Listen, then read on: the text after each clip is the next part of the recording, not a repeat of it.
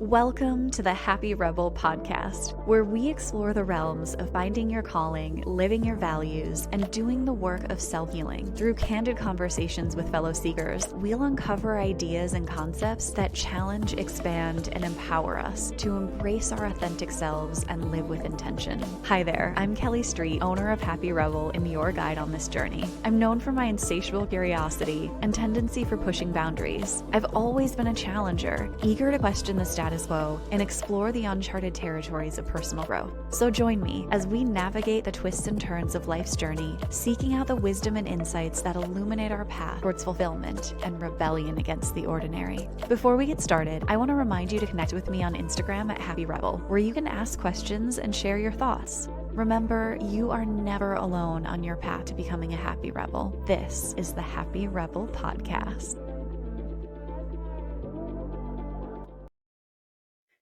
As we enter this sacred space of the Happy Rebel Podcast, I invite you to gently close your eyes or focus them on a fixed object. Take a deep, cleansing breath and exhale to ground into your body. Inhale deeply, visualizing a golden light in your heart center. With each exhale, imagine that light growing stronger and brighter. Continue to focus on your breath and remember, in this space, we embrace the balance between the light and the dark, the challenges and the victories. We recognize that growth comes from our rebellion against the ordinary. Remembering your breath, and with gratitude for this moment of grounding and connection, slowly open your eyes, prepared to embark on this podcast adventure. Hello, Kara. Thank you so much for joining me today. I am just bursting with excitement because there's so much that I can't wait to talk to you about and get into. And really, I cannot wait for everybody listening to hear your story, hear who you are and what you do in the world. So why don't you introduce yourself in your own words? Thank you so much, Kelly, for having me. I'm so excited to dive in today.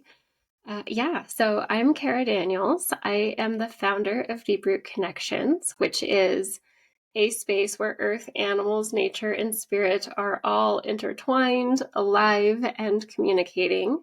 It really is a space just full of magic. And within that, I act as an interspecies communicator, a channel for nature spirits, and I work with the spirits of the land to heal the land that we live upon. And so that's kind of just me in a nutshell. That's perfectly said.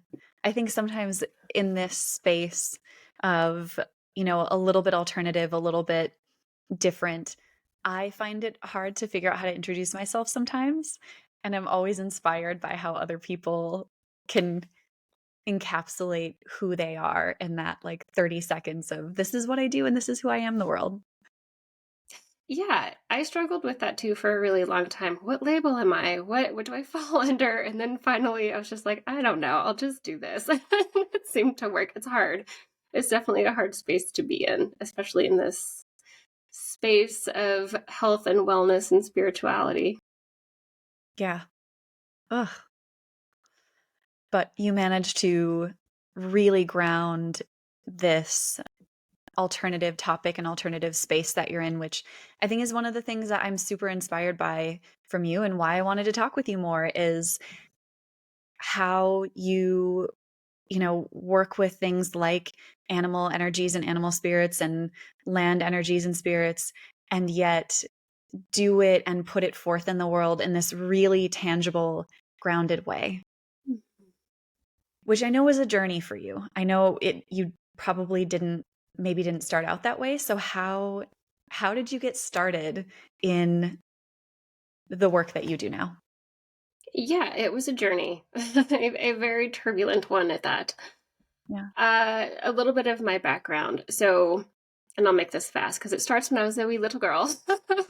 When I was little, I was just that kid that had wild hair, bare feet. I would play with the worms and make mud pies and potions with the leaves and stuff. I mean, I was definitely that kid. Yeah. And I just never really let that part of myself die. I might have tucked her away for a minute when I hit kind of the mainstream societal norm. But that was always there. So I always lived kind of one foot in the magic zone, one foot in the practical zone, as I like to call it. Mhm. I did take a very traditional route where I studied wildlife biology and conservation because to me, nature, wildlife, animals, that's just where my heart sings. And that's where I always wanted to make the biggest difference. Excuse me. However, I didn't fit into that space. And after about 10 years of trying to kind of force myself into that career, it just wasn't working out. And finally, one day, I just kind of threw my hands up and I said, I give up. I don't know what I'm supposed to be doing, but I have this huge soul calling where I'm supposed to be making a difference somehow. It's related to nature and animals. I don't know where to put my attention or my energy. Mhm. And so the day that I gave up, I just sat back and I just kind of agreed internally to go with the flow. Whatever was supposed to come to me was going to come to me. Wherever I was supposed to go, I was going to go. And as soon as I kind of entered into that space of surrender, it's like everything started to happen. I had a cat come into my life, and she taught me how to communicate with animals telepathically. And that was a first. I mean, quite sensitive as a child, but I had never actually communicated in that way. Yeah. And so once she started communicating with me, I deep dove into, well, what is animal communication? Can I do that again? Can I do this intentionally? And so I spent several years just learning how to communicate with animals, understand my energy, understand their energy, and really learn how to have those two-way conversations with them. And so that was my introduction into this world, was with the kitties, with the animals. Shortly after that, I would say about a year and a half after I really got comfortable communicating with animals, I kind of felt this deep longing to go back into the forest. I missed nature. I just somehow ended up communicating with so many animals behind my desk that I missed a huge piece of myself. Yeah. And the animals just said, go out into the forest, find yourself a tree, and talk to it. I was like, Mhm. I'm sorry, what? Okay, I don't know what that means, but Mhm. sure. I had heard of people that could communicate with nature. I just didn't think I could do it. Well, that day I did. And that day was kind of the day that blew open all of my intuitive senses. I had this tree guide just tell me I could talk to everything, including the spirits of the land. And ever since that day, I kind of just hit the ground running. And I was just talking to everything I possibly could, and then sharing what I was learning with whoever would listen. Because it's like the moment nature beings start to talk to you, it's like, well, you can't just Google that. There's No. nothing out there. Do trees communicate? You're not going to find much. And so that was kind of my initiation into the whole space, and it's just been wild ever since then. So how long ago was approximately the going into the forest and talking to the trees and being like, wow, this just totally opened up all these channels and avenues to speak with all these different beings? I want to say 2 years ago, maybe three. I honestly don't know. It feels like an eternity, but it also feels like yesterday. So I'm going to go with the 2 year mark. Sounds good. Yeah. And I think sometimes when that big shift happens, at least I know for me in a couple of areas of my life, that big shift happened. And it was sort of like, I don't really know I don't know that there was a me before that. Now it's just been, oh, this is who I am. And so time feels different. It's like, well, was that 4 years ago? Was that 5 years ago? Well, it feels like a lifetime ago, so it doesn't really matter. Yes, that's exactly how it feels. Everything that happened to me before all of this, it's like a totally different lifetime. It's like not even relevant anymore. Wow. And I'm so curious about, is there anything that, did you feel an opening up, or did you feel some things, things shifting or falling away? Was, not okay. The question I'm getting at is, I know that not everything becomes perfect when you tap into your gifts or who you're meant to be. But I do know that sometimes it's like, oh, things make sense now. Even if I still have hard days, I still have challenges, things make more sense or there's more alignment. Was there any of that for you in your life? Yeah, there was. To be fair, part of me came into this kicking and screaming. So it's complicated because for me, part of me, I was like, yes, everything else makes sense now. I can kind of connect the dots more. Even within my day to day, it's like instead of reacting, I could almost just take a step back and observe. So a lot of things shifted for me in that regard. But on the other side of that, there was so much doubt and fear and another part of me that just like could not go there. And so I almost had I had an internal conflict for a really long time before I could kind of make way, if you will, like create that space and get rid of that fear and all of that. I don't know. When I talk about it, my throat just wants to close, and that's how I felt for a really long time. So I had two things happening simultaneously before everything kind of just really melted away in a way that it is now. Yeah. About so another asking for a friend, about how long did it take for you to work through that constriction in your throat and that block before you kind of came out the other side of it and you were more in the space of ability to do that and openness than you were in the closed? Tell your friend that I'm not sure it ever really completely goes away. Uh, yeah. I'm just trying to think of how I navigated that. So to kind of rewind in my story a little bit, when I started learning how to communicate with animals, there was a moment where my horse died.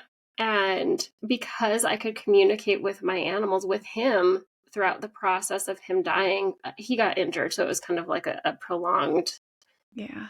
effort of when are you going to be ready kind of situation. And because I had that direct conversation with him, he let me know and guided me throughout the entire process. And because of that alone, because I had peace when he did eventually transition out of body, that was a moment where I said, I need to connect people with animals. I need to give this to them. Like, I need to be the person that can help them understand what their animals need. And so, in that space, kind of just coming out of the closet, like, I can talk to animals. Did you know that? I mean, I like whispered it out on social media so nobody would actually find me. So I started this business and I had my name on a few spaces so clients would kind of come in.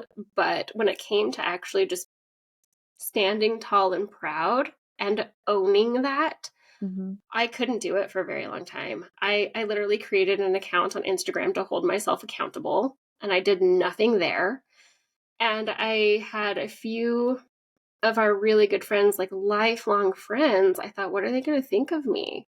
Are they going to just totally think I'm nuts and just like opt out of this friendship? And so there was a lot of fear entangled with that.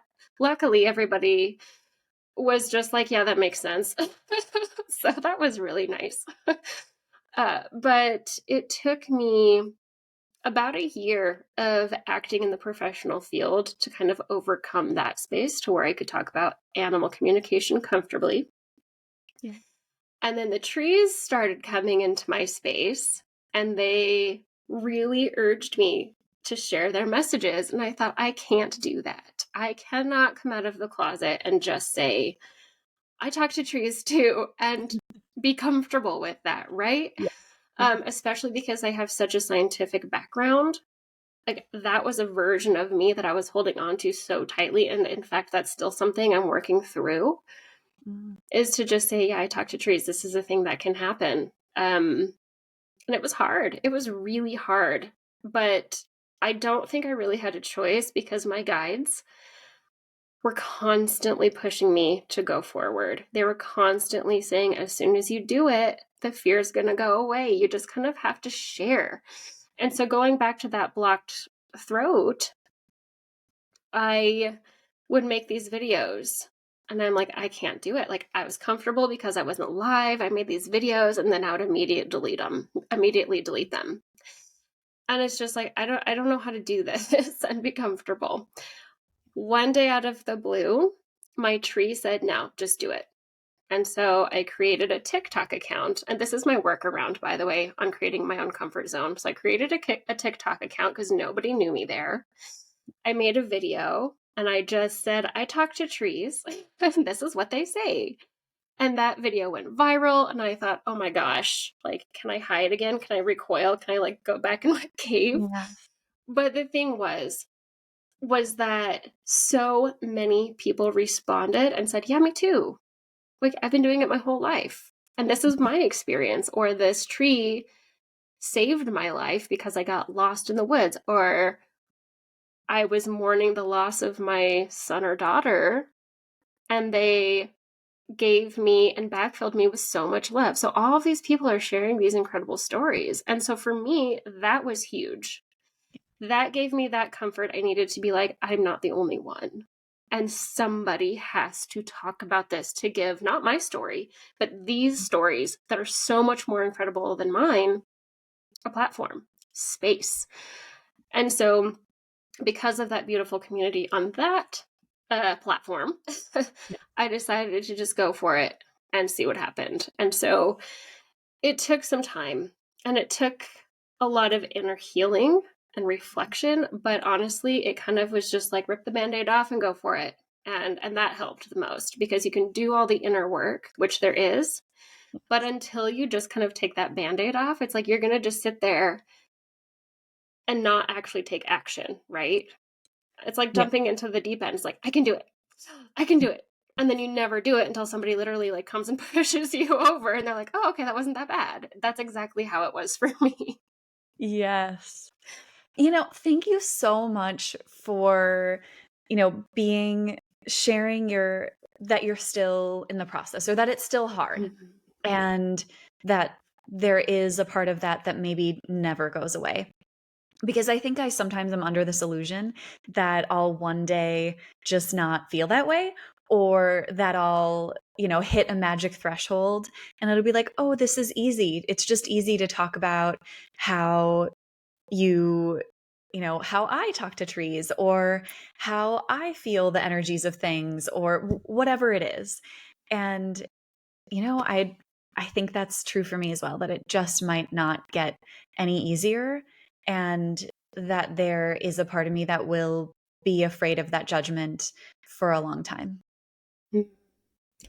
Yeah. Part of that too is finding the right community. When we surround ourselves with the people that get it or are curious and want to ask questions, Yeah. we can really give ourselves support and support each other. And then when we meet somebody that might be curious, it's like, okay, I have a really wonderful community backing me. So if this one person can't receive anything that I have to share, that's okay because I know that I have a community that I belong to. And I think that's pivotal. That is huge to Mhm. have people to lean on. Yeah. And so I told you before we hit record that I was going to use this in a little bit of a way as kind of a coming out for me as well. And so I'll share that I too have talked to trees for a really long time. I remember doing it when I was a little girl and had this particular connection with willow trees and also with birch trees, but in particular, there was just something really magical about willow trees. And I remember watching the movie Pocahontas, and as problematic as parts of that movie are, I remember being like, oh, there's someone else that talks to trees. There's someone else that understands what it's like to connect to nature and to that feel that sense of, I don't know, love is one word that I would give it, that you feel when you connect to some of those different energies. And I know there are sometimes maybe not loving energies that are out there in nature, but for me in particular, there was this connection I had with willow trees that was just very, I mean, the movie Pocahontas shows it really well, of that grandmother energy and just really nurturing, supportive, surrounding. Like I think about the leaves and branches of willow trees and how they float down around you, and I would just sit underneath this particular one in my grandparents' front yard and just think, this is the safest place in the world and feel that softness and that like gentle caress of the branches and leaves from her. And it was incredible. So yeah, here Oh, you I go, everybody. love. Go outside and talk to your tree. Okay, so a question for you I have about that is, do you have any particular approaches when we'll just keep using trees as an example, when you go to talk to a tree? So I heard from a nature shaman in a different lineage. I believe he was from an African lineage. And he had this method of, you stand before the tree with your palms open by your sides and you introduce yourself, share your name, and then ask if you may approach and wait to hear the answer. And it feels strange. It can feel strange. It can feel sort of like, what am I waiting for? But often you will hear an answer. And then you can go up and approach and put your hands on the tree, or, hug the tree, or just talk to it more. But that was what I was taught. So I don't know if you have a method for yourself. I just want to say how happy I am that you shared that with me, because I just feel that so, so deeply, that approach. And what's really amazing, I feel like this is confirmation for me because I mean, I've been talking to trees for a really long time. I've never formally been trained by a shaman, unfortunately. I'd love to be. So I've been learning from the trees directly. And I asked them, how should I teach people to approach you or respect you? Like, just give me the talk to a tree 101, basically.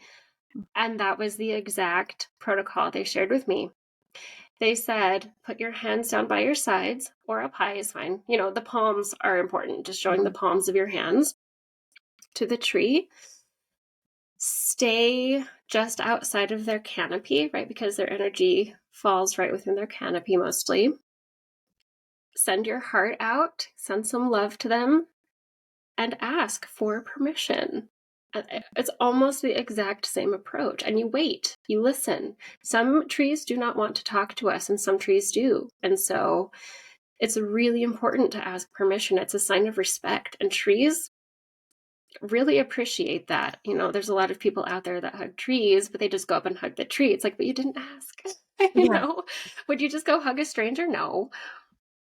Yeah, it's like the same thing that we now teach kids or teach other people, is like, ask permission before you just go up and touch someone or hug someone. Same thing. We have to do that with all the beings in our world. Yes. Oh, that just filled my heart up with so much love and just joy for that recognition. It's so true. Even the Yeah. stone beings, like some of the rocks, I know people love to sit on rocks and stones and hold them and throw them, but there's an indwelling spirit within them too. Maybe they don't want to be thrown into the lake. We should ask. Yeah. Yeah. Okay, and now I'm thinking of another children's movie, of course, Frozen, where they have the stone beings and the trolls. So when you watch movies like that, especially, kids' movies often have a lot of that mythology and those stories and ancient wisdom woven into them. Are there movies or particular um, kind of stories that you've come across where you're like, yeah, that's actually true, or that's wisdom that I've heard from animals or from trees or from stone beings? Yeah, Frozen 2, all the way. It's funny because when that movie came out, I was just right on that brink of kind of expanding into so much more. So I watched that movie and I thought, this is so true. I know it. I just didn't actually. And Yeah. now I go back and watch it and I'm just like, yes, they nailed it. They totally got it right. And so I think that's definitely one that I think everybody should watch. Yeah. um, Other movies, I'm not really that big of a movie person. The only other one that I've seen recently is, what is it called? Soul, I think. I think Yes. it's a Pixar. Yeah, Yeah. Soul. Yep, Pixar movie. Yeah. I thought that one was really interesting because I wouldn't say everything is on point from what the animals and trees have taught me, but it's pretty darn close where it's you kind of go you have a chance to kind of incarnate and then reincarnate and there's lessons. I just thought that one was really interesting. I just recently watched it and I thought, oh yeah, this is in pretty good alignment with a lot of things. Yeah. Did you grow up in any sort of a, religious or spiritual tradition? No. So my grandfather, uh, he was a preacher. My dad grew up in the church, wanted nothing to do with it. And so I think I went to church maybe twice, Okay. really only on Christmas. And we went kicking and screaming because we just didn't want to go. And so for me, I kind of was raised just kind of intuitively spiritual. My aunt gave me a few books when I hit middle school about spirit guides and the afterlife. And I thought, yeah, that's normal. That makes sense. I never Yeah. really questioned that kind of stuff because to me that just felt natural. Mhm. So I was very lucky that I didn't have a formal upbringing that had to be questioned and reconditioned and looked at deeper. So yeah, no, I was a blank slate. Yeah. Okay. So yeah, so for me there's quite a bit of um deprogramming, but then also, discernment of like what do I accept, what do I let go of? And coming from a traditional like conservative, strict evangelical Christian background, because I think sometimes there's still a tape that plays in my head about uh, just the fear around good versus evil, and whether this is, this isn't speaking to God, and so is this allowed? And even though I'm far away from that, it still sometimes plays a track in my head. So I'm always curious when people are in a more alternative or spiritual space, how their upbringing influenced or impacted where they're at today. Yeah. Yeah. I was very lucky. I wasn't given anything to think about other than what came to me. And I was raised out in nature. So to me, that's what made sense. Yeah. Have you ever lived in a big city? Well, okay. I grew up in a more urban environment, although we Okay. had a lovely backyard and we would travel quite a bit. Yeah. I wouldn't consider it like a metropolitan, huge skyscraper kind of city by any means. So, no. Every time I move, which is a lot, it's to a smaller town. Smaller town, smaller town. So, I try actually to stay away from larger cities because they are too intense for me. I really struggle. If I'm there for 2 days, it's just there's too much energy for me. So, I Yeah. stay away. Yeah, I feel that same thing now, and I was never like that until, I mean, I lived in a big city for most of my adulthood, and now a couple of years ago moving to a smaller town, and now living out on a big property, I'm like, I just want more and more to stay out here, to stay in nature, but also not wanting to be an isolated person. So just it can be hard to balance that though. The the need and the desire to be out, to be in nature, to be surrounded by trees and animals and natural formations, but then to do work in the world and need to go grocery shopping. Yeah. Grocery shopping and going to get fuel and all the things that one has to do to survive in today's world. Yeah, Yes. it's Yeah. a hard balance when you want to recluse in the forest. Yes. Yes. Oh, for sure. So on that note of like traveling between those kinds of worlds, I know you've talked a bit about engaging with energies that maybe aren't so good, or that are unhappy where they are. Maybe we'll put it that way. Or, how would you talk about those energies that aren't great, and how do you notice them, work with them, transition them from one place to another? What a great question. I'm actually excited that you brought that up because I had the weirdest experience just the other day. Oh, good. um, the thing that a lot of people don't realize is the spirits of the land are everywhere. They live right alongside of us, whether we can see them or not, whether they're trees, like we can see the trees, obviously, but the indwelling spirits, the spirits of the mountains, of the valleys, the overarching uh, gods or goddesses of place. There's so many different kinds of energies surrounding us and directly affecting us. What we don't realize is that it's affecting us and that we can actually help. And I kind of just want to share this particular story because it's fresh and it's kind of a weird one. But this woman just contacted me, and this is definitely a client call to help her heal her land. She just said, the energies are weird here. I don't really know what to do, how to help. Can you just guide me? And so what I do is I tap into the space, the overall landscape, and kind of work my way down to a house if that's their main concern. And what was so interesting was that she was describing this whole valley. She was surrounded by 5 or 6 different mountain ranges. She sat in kind of this little valley nestled in between all of these mountain ranges. And she said the energy just feels kind of funky here. It's just not quite right. It's not as high vibe or uplifting as I think it should be because we're surrounded by nature. And I was like, okay, I'll just tune in, see what happens. Immediately, I was drawn to the mountain ranges.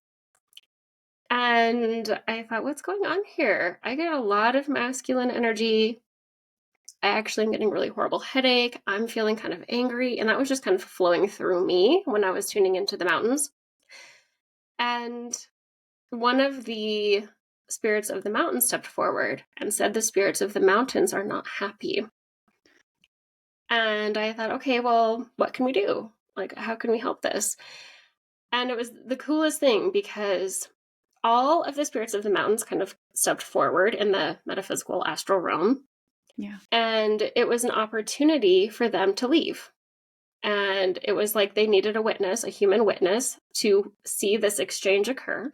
But what happened was these very masculine energies, not to say that that's bad, it's just that they were very strong masculine energies. Mm-hmm. They were angry with kind of the development and just overall state of the world. They had been in their mountain body for way too long, basically, and they needed to leave. And so they left. They just kind of disappeared, went off into wherever they needed to go, and then all of these other mountain beings came in, which was interesting because they were full of the divine feminine. They were all like pink and sparkly, and it was just like I got covered in a blanket of love. Or if you think of like the feeling of rose quartz, just how lovely and soft it is, all of these mountain beings came forward and took their place in the mountains. So it was almost like a direct exchange. Like we get rid of one, another one comes in that has a different energy. It was the craziest thing. And what was even more amazing was the woman that I was working with called me and she said, what did you do? What just happened? There's like this huge shift that just happened in this whole valley. And she could actually feel the change of the indwelling spirits. And she said, ever since then, the energy has really settled and softened. And moving into spring, it'll be interesting to kind of see what happens. But it was just crazy. That's incredible. And I definitely don't want to I would be ridiculous if I didn't tell everybody that you helped us heal our land and you worked with us and did a clearing and also helped us with clearing some energy in our home that was pretty stuck. And I've definitely noticed a difference in how the land feels. And I think there's a lot of work to do. One of the things you shared with me, and I'd be curious to see if this is, if there was anything that the mountain beings shared afterwards of what that woman could do. But for our property, you shared that it was going to be a trust building exercise and that it was going to be kind of in it for the long term. They really wanted to make sure that we would be here to stay. And that sometimes that can be part of it, is that a home or a land can feel like, I've kind of been put through the ringer or I've been ignored. And so if you come in, take care of me, promise me that you're going to stay. So was there any wisdom that you got from those new mountain beings that they were like, okay, here's what we need now? Yeah, and it was actually really more simplistic than I thought. Because sometimes the spirits of the land have you do a lot of different things to kind of Yeah. prove that you're willing and capable and want to build that relationship. In this regard, the mountain beings just needed somebody to recognize it on the physical plane and essentially welcome them home, welcome them Mhm. into the space. And so they recommended creating a crystal and nature grid with like flowers, sticks. It doesn't have to be perfect or Yeah. pretty necessarily, but just to create a special grid in their honor with I think they did have a request with certain stones facing the directions, so north, east, south, and west, and then anything else was kind of fair game. But the whole intention behind welcoming the mountain spirits in was pivotal. It's like we need somebody to know that this happened. We need somebody to welcome us home to basically set the precedence and give us the acknowledgement and set the tone for moving forward in relationships. So she did it and she said it was beautiful. So cool. Okay. I have a question for you and I'm sorry that this is sort of on the fly, but take the time you need to answer if it doesn't immediately come to you. So, I have had this thought about crystals for a long time that they are sort of this gift from the earth to say, oh, how do I want to say this? Now I need time. Okay, I'm going to go really out there. And I think that's why it's hard for me to say.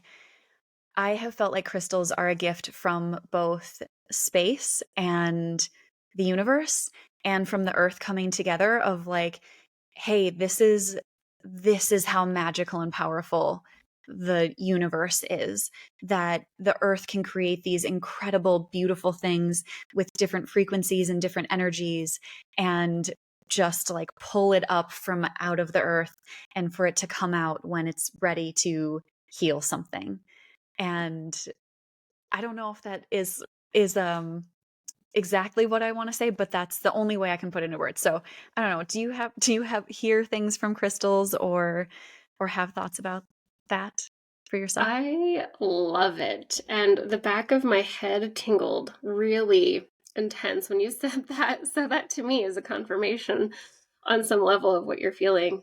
I myself, I don't have that great of a relationship with crystals. And I say that while I'm looking at all of my my crystals right next to me. I have so many. But I do think that they are here to heal. Yeah. And a lot of them want to work with us specifically. I have this huge obsidian piece right here. I'm going to show you. I know people can't necessarily see it, but she works really hard for me. We have a great relationship. She says, put me in front of you when you feel like you need extra protection, and I'll take it on for you. Or I have these quartz crystals that are from Atlantis, and they have specific codes. So I think you're so on point. But I love what you said too, is that when they exit the earth kind of naturally is when they are ready to give their medicine. Yeah. And with the crystal world and commercialism right now, it's like crystals are just kind of being dug up and extracted without respect. And so I think that with crystals in particular, just knowing where they're coming from and how they are harvested or brought forth is Yeah. really important with their medicine, with their energy, and how they want to work with you. Yeah, absolutely. And it's funny as we're talking about this, I feel like I just got a message or heard a thing of like, yes, and people are sometimes making too much of it. Yeah. And and that's real. Like they're not going to, I feel like I'm just hearing this like crystals want to say they are not going to solve everything for you. They are not going to heal everything for you. They are an aid, they are a tool, they are a companion in your work, but that we also have to do the work. Mhm. Yep. I agree with that completely. I would also like to give a shout out to the rocks Yes. because, like, I love crystals. I think they're lovely, but I feel like they overshadow the magic and medicine that rocks have or pine Mm. cones. And just the beings of the land, they always tell me, well, the beings of the land want to heal the land that they live upon. And so when we're bringing crystals in from all around the world, yes, they have value and can offer something, but let's not forget that like the river rocks have medicine too. They're just not as zingy. That's the way they like to share it. It's like crystals have that really high zippy kind of energy, whereas rocks are a lot more slow and grounded, but they are still doing work. And so I think combined, using them in tandem together is really powerful and something that I don't see ever. I don't see that around very often. Yeah, I've worked with a couple of shamans who use rocks as, in part of their healing work. And they're not crystals, they're rocks. And some of them may not be traditionally beautiful, or they might just be gray or brown, but those are the rocks that they choose for healing. So there's a lot of power in them. Okay, one last question that I have for you before before we kind of close out here. Feel like I could just go for hours and talking to you. I have so many more questions, but one random question. So, have you ever talked with rocks about or asked them how they feel about being painted? Oh, that's a good question. I actually found a rock just a couple weeks ago in the middle of a trail that was painted like a ladybug. And I thought, how do I feel about this? How do you feel about this? And I really sat there for a while just thinking about this. But the problem was is like I was thinking too much. I didn't actually ask the rock Mm. until later when I got a little bit more clarity and could kind of get out of my own way. That rock in particular thought she was very cute. So she felt like she got pizzazzed and she got a dress up. She was precious. And she was part of a hide and seek game. She's like, I'm hiding. Hopefully somebody can find me. I'm so glad you found me. And so we had this really cute conversation. So she liked it.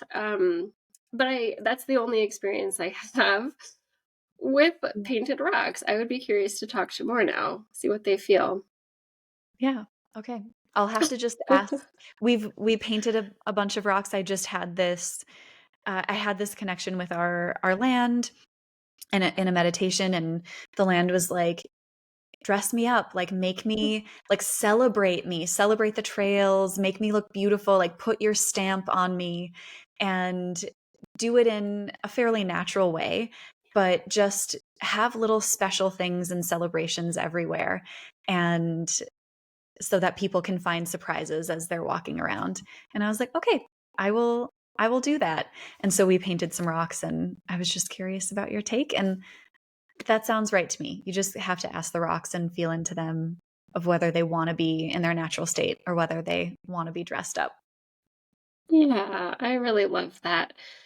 I think, again, even with the trees and animals, everything you talk to, they have their own unique personalities and opinions. And so, going back to that original conversation of respect, just Mhm. respecting the beings that you want to work with and see who wants to work with you in that way. So important. Yeah, perfectly said. Are there any other tidbits or bits of advice that that feels really important to share with people as they're thinking about communicating with any sort of nature spirits? Yeah, I know this is a weird topic. I get that. I would just say if this is something that you're curious about and you're not really sure where to start, I would just say lean into your inner child, your curiosity, your laughter, your play. I mean, that really truly is going to open up the gateway to communicating with all of these different beings. And Mm. so don't take it too seriously at first. That will block you. I would just say have fun with it and just try to communicate or connect in with the beings that call you in. For example, if you want to work with a rock specifically, just set your intention and just say, hey, I don't really know what I'm doing, but is there a rock out there that kind of wants to hang out? And then the one that you're drawn to is going to be the one that's calling you in. And Mm. guess what? You're already communicating at that point because you found it. So I just have fun, be playful, and expect the unexpected. Perfect. Perfect. Well, if anybody wants to work with you or just find you and follow and get some more insight on what you do and how you do it, where would you like to send them? Sure. I am most active on the social front on Instagram, which is my tag is DeepRoot Connections. And my website also is deeprootconnections.com. So those are two really easy places to find me. Perfect. Yes. And like I said, Kara worked with us, and I highly, highly recommend her and the wisdom that she shares. So thank you so much for joining me. Yeah, thank you so much for having me. Thank you for being part of the Happy Rebel podcast community. Stay connected with us on Instagram at Happy Rebel. If you've enjoyed our episodes, please consider rating, liking, and reviewing the podcast. It truly does help us grow. Until next time, this is Kelly Street. Remember, embrace the dark and the light.